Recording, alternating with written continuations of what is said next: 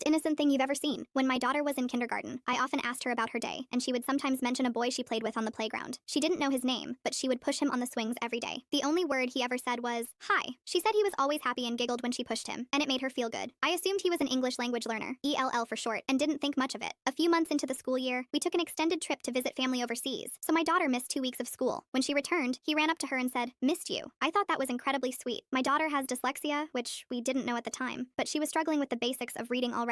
I thought it was perfect that my daughter connected with an ELL kid, as they could simply hang out without the pressure of talking and also get a mental break from class time, which was challenging for them. As the year went on, my daughter learned his name after overhearing a teacher say it, and whenever she had a tough day at school, she would always say her favorite part was pushing her friend on the swings. When kindergarten graduation came, I was curious to see her friend. He had a unique name, so I expected to hear it called out. I was also hoping to find his parents afterward to tell them how much I appreciated his friendship with my daughter. All 4 classrooms came out, and I waited for his name to be called, but it never was. Then, a few kids from the special education room came in. Our school was inclusive for children with autism and also support other disabilities. Well, the last child to enter was him, just like my daughter described. He had a big smile, but also had a lot of physical and intellectual disabilities. He wasn't ELL, but mostly nonverbal. After the ceremony, my daughter found him, and they said, "Hi," but his aide walked him out. His parents didn't seem to be there. The next year in 1st grade, my daughter was sad because he wasn't at recess with her anymore. She would occasionally see him across the playground, but he had to take recess with the kindergartners. I asked her if he was different from the other kids. She simply said, "Yeah, he's not very good at talking." To her, he was just her friend, and nothing else mattered. I wish that innocence could last forever.